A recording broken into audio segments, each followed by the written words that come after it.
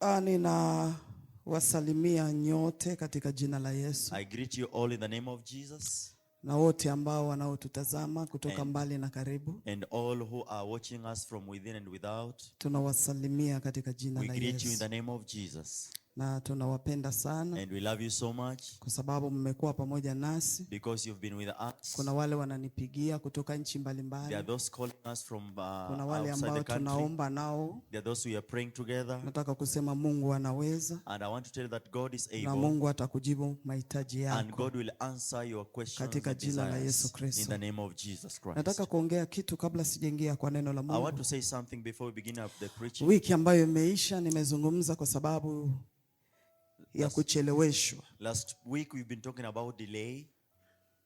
Na nikazungumza habari za wanawake kulala. And we talked about women sleeping.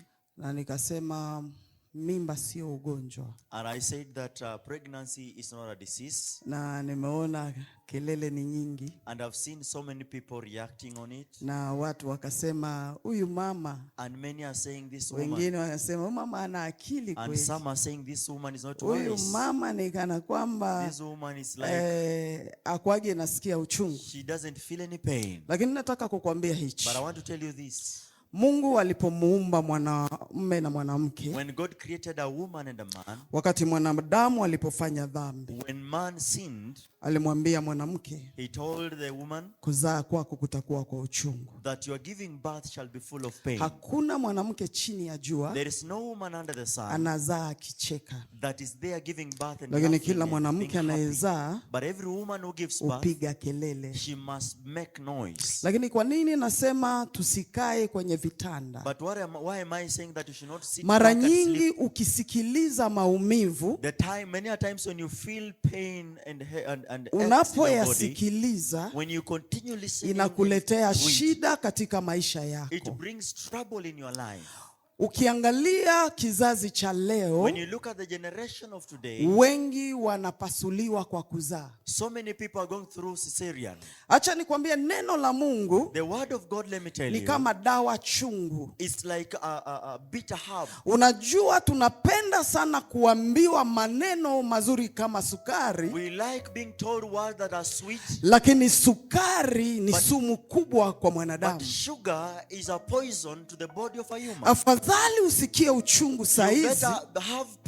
Alafu ujifikirie kwa nini nimeambiwa hivyo. And then think again, why have I been told this? Tulipokuwa tunazaa. When we were giving birth. Miaka ya kwanza nazaa mtoto wangu wa kwanza wa pili. In the first years when I gave birth to the first and second born. Nilisikia sana sauti ya mwili kuniambia. I felt so much the voice of the body. Ningeweza kulala kitandani. That you could sleep on your bed. Ningeweza kuacha masahani inazunguka hapo. You could let your utensils be lakini ilinipatia baada ikanipa machozi. But later I cried. Lakini nilikutana na mtu mmoja. But I met one person. Akanambia Esther. And he told me, Esther. Usiwe unalala. Don't be sleeping. Esther. Fanya hivi na hivi. Do this and that. Kwa wale ambao wanadhani sijazaa. For those who think nimezaa zaidi ya watoto 5. I have given birth to more than 5 children. Nimepitia kipindi kile ambacho wote wanapitia.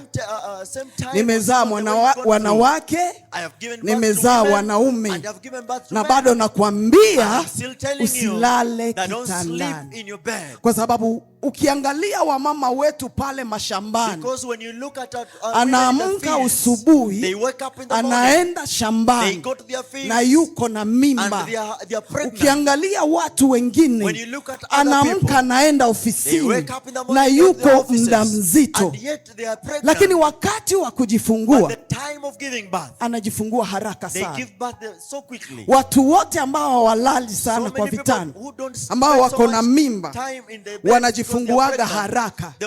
Nakumbuka nimezaa mara 2 nyumbani. Kwa sababu unajifikiria bado. Kwa sababu najua uchungu si mwingi sana. Nilikuwa nafanya kazi. Na niko na mimba. Na niko na watoto wadogo. Watoto wangu wamefatana ni mwaka mmoja ambao nazidisha. Lakini ningefanya kazi. Na wakati uchungu unafika. Unazania kama bado. Lakini unajipata umezaa nyumbani. Apostle V nimemzaa nyumbani. Apostle V, I gave birth to him in the house. Nikiwa na ngoja nafikiria kama saa bado. When I was waiting, think that yet time is not. Lakini watoto wanakuja kama watoto wa Kiebrania. But children come like those ones of the Hebrew.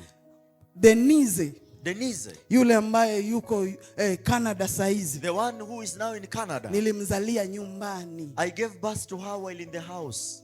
Bwana Yesu asifiwe. Hallelujah. Kwa sababu gani? Why? Sikuwa nalala. I was not sleeping. Mimba inakuambia, your pregnancy will tell you, lala. That sleep.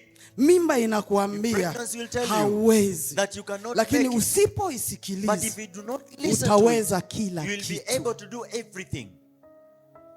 Nikichukua mimba, when I conceive, siku ya kwanza, the first day, mpaka vile nitazaa, until when I'll give birth, mimi utapika. I am always vomiting. Natapika mara 3 kwa siku. I vomit 3 times in a day. Natema mate mpaka siku nitajifungua. I am always puking every time until when I will be. Lakini sikuacha kuhubiri Injili. Sikuacha kupanda milimani. Sikuacha kufanya kazi.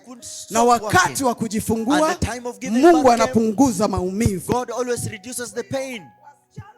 And therefore today's women, or the young men today, ni vizuri kuelewa, it is good to understand, ya kuwa mimba that pregnancy sio ugonjwa. Is not a disease. Mimba ni baraka kutoka kwa Mungu. From God. Mungu anapokubariki na mimba, ifurahie na ufanye kazi na uache kulala. Watu wengi wanatesa watu. So many people are making people go through. Hii ni ukweli. This is true. Unaweza kukasirika, you can maybe get tired, lakini hii ni ukweli. But this is the reality. Kuna wanaume wanateseka, hawatakagi wake wao wabebe mimba. Juu wanajua siku mwanamke atabeba mimba, hiyo ndio siku ya mateso ya maisha yake. Lakini nakwambia mwanamke mwenzangu, mimba sio ugonjwa. Unaweza kusikia kizunguzungu, unaweza kusikia kutema mate, unaweza kusikia malaria ya kila dakika, lakini haitakuua. Ni mabadiliko ya hali ya mwili, kwa sababu ndani ya mwili wako umeweka kitu kingine ndani yako. Lakini Mungu aliyesababisha hivyo umpatia mwanamke nguvu na ushujaa wa kuweza kuibeba mimba mpaka mwisho. Kwa hiyo mimba sio ugonjwa, hata kama utakasirika. Even when you get tired of me. Praise the Lord. Sasa niambia, kwa miezi 9, look at 9 months, ulale. You have been sleeping. Kuna mtu mmoja ameandika anasema, someone wrote, tutalala sana. We shall sleep so much. We shall take our time sleeping. Tutalala sana. We shall take our time sleeping. Sawa, lala. Okay, sleep. Lakini hiyo miezi 9 ya kulala, for the 9 months of sleep, utakuja kugundua, you will come to realize, umepoteza vitu vingi. You have lost a lot. Utakuja kugundua, you will come to realize, wenzako waliendelea, that some of you na wako na mimba, wamefanya kazi, wamefanya mambo mengi. Kuna wengine wanaume wanakimbiaga wakati wa mimba. Anashinda barabarani, hataki kurudia mapema, kwa sababu anajua utalia hiki, utalia hiki, utalia hiki, utalia hiki.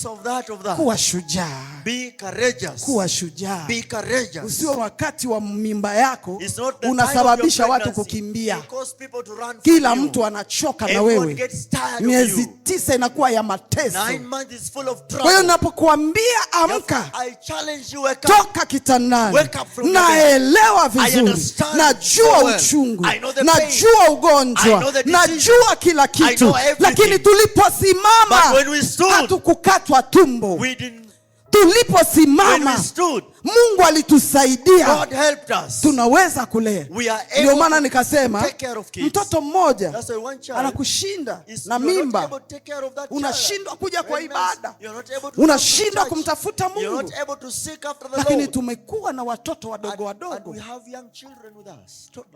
sio mmoja, wengi.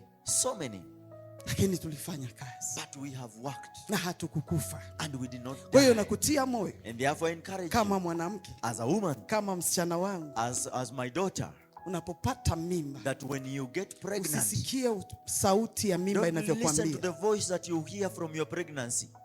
Usisikie. Don't listen to that voice. Ukisikia itakutesa. If you listen to it, it will make you kuisikia. But refuse to listen to it.